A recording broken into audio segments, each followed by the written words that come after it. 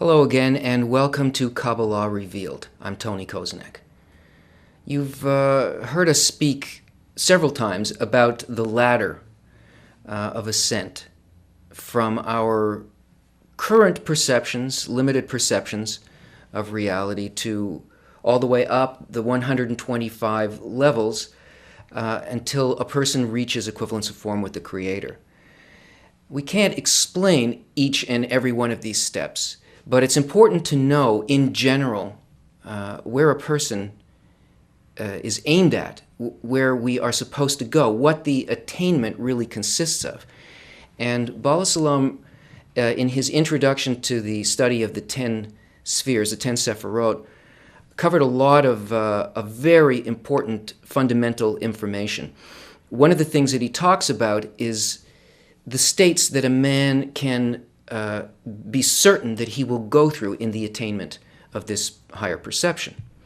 He breaks it down into 5 states.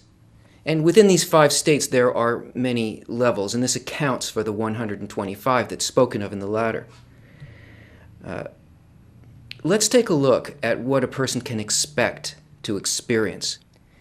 And by doing that, we will also be able to see something about a very important component in the study of Kabbalah, that is, why Kabbalists study in a group, where that exists on the path, why it's there, and how it helps us attain the states that are outlined here.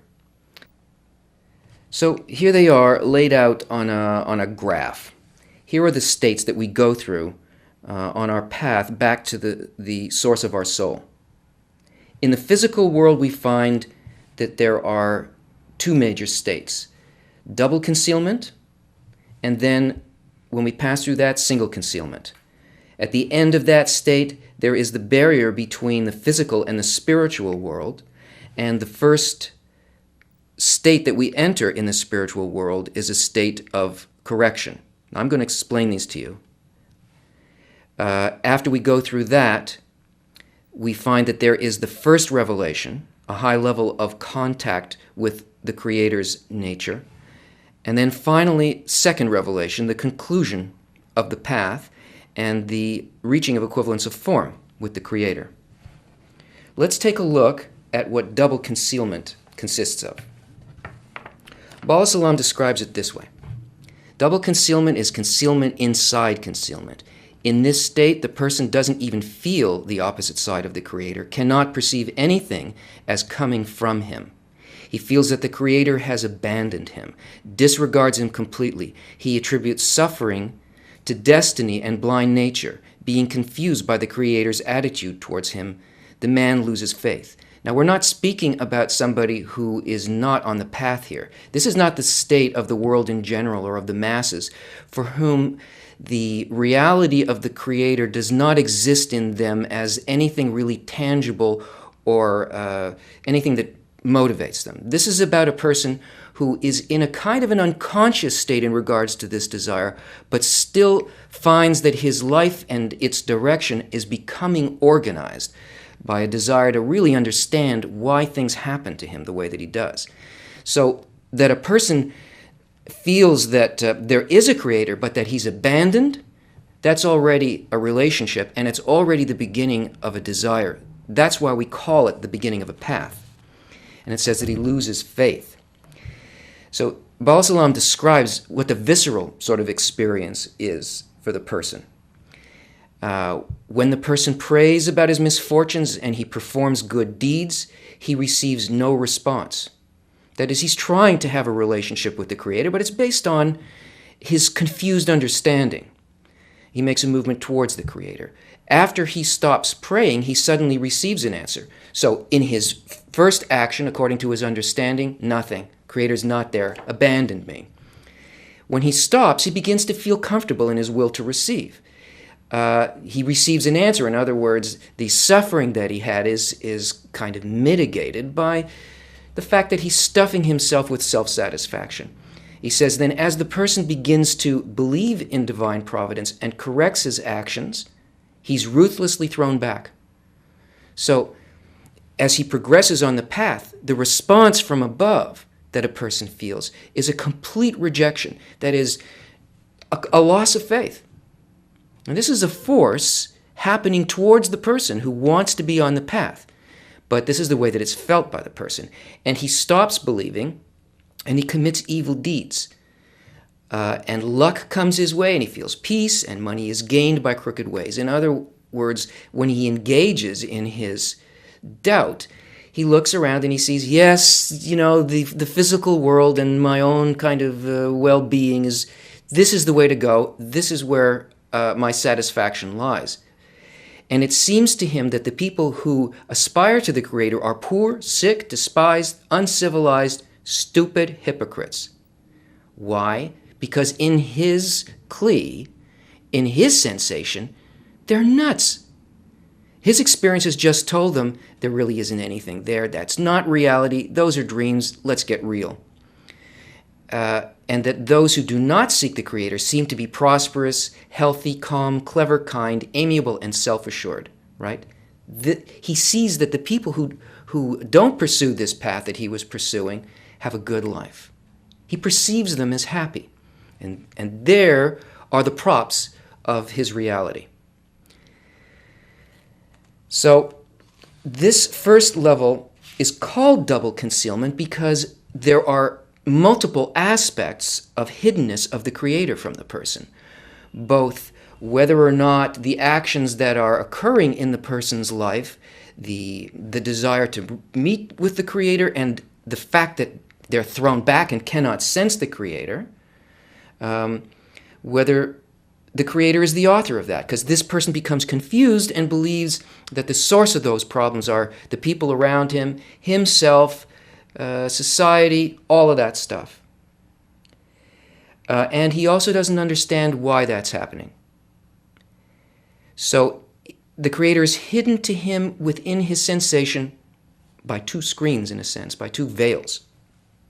And this is a period in which a person reincarnates. That is, everything that happens on the physical level, and all their development is an unconscious development, even though they're trying to get on the path. When a person moves through this and finally goes through these stages to a point where they begin to perceive something else, that is, the upper force draws them through this process, and through unconscious evolution and physical incarnations into an incarnation where they will now begin to work with a method that will allow them to actually enter spirituality and remove one of the veils. And Balasalam describes this state, which is called single concealment, this way. The Creator is concealed. He manifests not as absolutely kind, but as one who brings suffering. In other words, the person is certain that the Creator is the author of everything that occurs in life. But the only thing that he can feel from the Creator in regards to his path is that he brings him a lack and what he calls suffering. So he doesn't understand the Creator's intention, though the reality of the Creator's sovereignty is clear to the person. The person seems to see the opposite side of the Creator since he only receives suffering from him. He nevertheless believes that everything that comes to him comes for a reason, and that the Creator treats him this way to punish him for his evil actions or to lead him to goodness. Thus he strengthens his faith in the Creator's supervision. So he doesn't know, is this coming to advance me, or is this coming to punish me because of my inadequacies, my sins, and this idea? This is where the confusion lies. He doesn't understand the attitude of the Creator in the things that occur. And the visceral description, how the person's reality is set up, is that this person is sick, he's poor, and he's despised by people, he's anxious, and nothing seems to be right in his life. He now sees that his situation is not as good as the people around him, that is, as he perceived people in double concealment. That he finds himself constantly lacking something. He doesn't relate to people in the same way. Nothing is working right because his primary desire to connect with the Creator is very confused. Now here, this is what you find when people have run out of satisfying the first 5 desires. which is what happens unconsciously in double concealment, that's when the point in the heart appears. And that's also the time when a person discovers Kabbalah. That is, they discover that there is a method of having a direct connection with the Creator and understanding Him. And so they become exposed to, it seems maybe just by happenstance, they turn on the television and they watch a program about Kabbalah and their point in the heart starts to pulse. Right? Or they go to a lecture, or they pick up a book in a bookstore and they begin to get this information that this is actually possible, and they begin learning a method. Now, this is called a period of preparation, because during this time, a person makes the kinds of inner changes that are conscious. They start developing using both the map of reality, that is, the books, and the correct method, which comes from having a teacher who is in spirituality, a Kabbalist already in the spiritual world, who can give guidance to the person, saying, a little bit to the left, a little to the right, this is the way to go, this is how to use the books. There is also another component, very, very important component, that a person must have in order to really make the method work. But I'll tell you about that later once you see what is in the rest of this map, because you'll see why this must be. So, when a person actually completes this method of preparation and penetrates the barrier into the spiritual world, he enters a state called a state of corrections. This is when the person loses the confusion as to whether he has a direct sensation of the Creator or not, and begins to work in the correction of desires. That is, the 620 desires, mitzvot, become corrected through a sensation of direct connection to the Creator, where a person begins to feel the results of their own attitude and the difference of their attitude towards the Creator in a reciprocal mode, and corrects desires 613, 620 until they come into alignment with the desire or the intention that the Creator has towards them. So here there is not that kind of not knowing and veiledness that exists in first and second concealment. Here, in the double and single concealment, we have what we experience as free will. Right? It's free only in that we're confused and we act as though there was nothing there. Here, past the barrier, is where the real work in Kabbalah begins, after the preparation period of working directly with the sensation of the Creator in a relationship. So once the person has crossed the barrier and begins to work with the correction of desires, what he's really doing is he has finished the preparation and is beginning the work with the books in the correct way, that is, in a revealed way. And actually, this phase includes both the correction phase and the first revelation of the Creator, in which the providence of the Creator is revealed to the man himself. And Baal Salam describes this transition.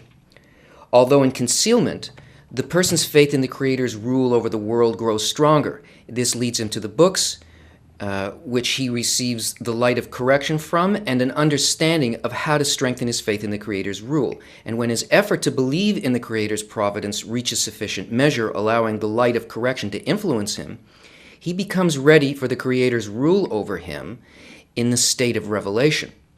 The Creator reveals himself to all of his created beings as the good and kind one in accordance with their desires.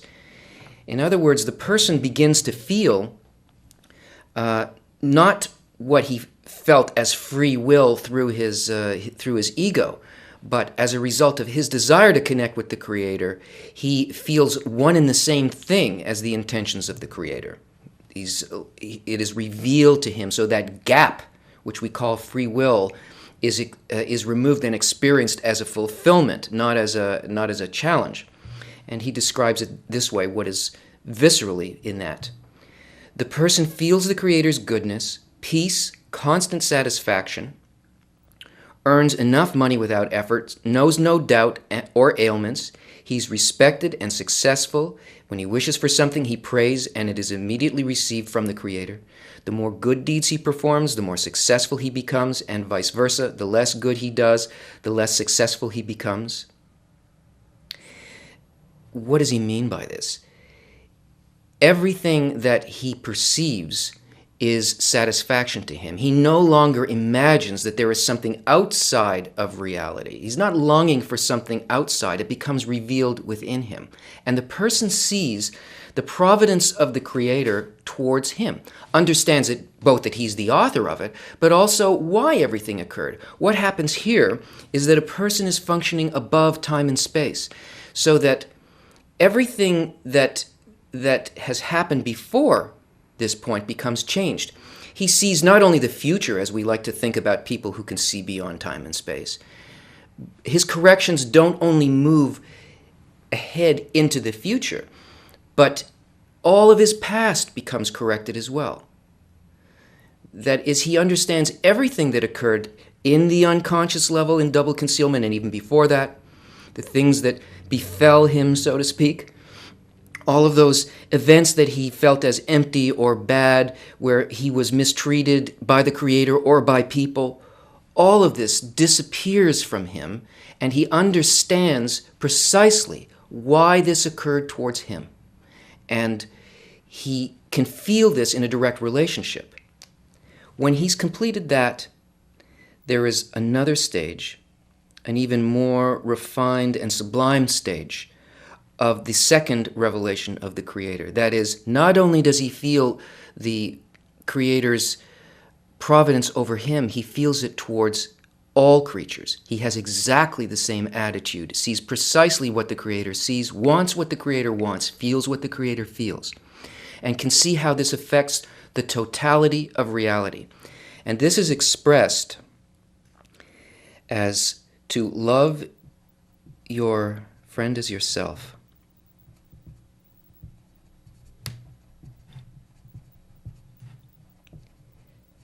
To love your friend as yourself. And by experiencing love your friend as yourself, that veil is removed and the person achieves love your Creator. Now, this is very important because this is the goal. And by seeing this, we can understand what a person needs here in the preparatory stage. Here, in order to reach this state, a person has to begin developing a method that deals with that state. The state of love your friend as yourself. The state in which everything is interconnected and functions just for the purpose of the fulfillment of the whole.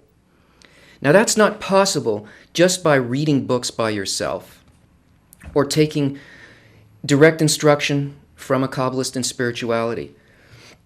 This is where a person makes the transition and creates a point of true free will by creating their environment. They need a group. They need to build an environment that will allow them to simulate this final state and to understand that the books and the teacher and the events of life need to be measured inside of what we call a game or a simulation. Kabbalists study together within a group with very, very defined goals. This is the goal, the adhesion with the Creator and love your friend as yourself. But if a person tries to achieve this kind of relationship with the Creator and all of life without having the correct environment, it's a completely moving target. Our egoism will always play tricks on us because in relation to the Creator, how do we know really where we are with the Creator? How do we know what His responses are like to us when we're in this stage of concealment? If we want to go out of concealment, His real attitude towards us must be revealed. And so Kabbalists study together and work together in a group so that they can learn the control systems of what it is that they want to reach. It's just like when you train a pilot. You stick a pilot into a simulator. What's really in the simulator? It's a box. There's a screen that that gives you pictures and represents every possible thing that could occur when you're flying a plane. Because when a guy is a new pilot, you're not going to put him into a 747 and go on, just try it out, see what happens. No, you're going to put him into a situation where specific events are going to happen, where he's going to learn what the controls are, how to think, how to respond. And even though he's just in a box with a bunch of electronic controls and pictures flashing in front of him, when he emerges from this, he actually knows how to respond in an emergency situation, how to land, someplace in Greece he's never been there, because he did it through a simulation. The group provides a point at which a person gets immediate feedback, because everybody who's working in the group is only studying in order to reach a specific goal.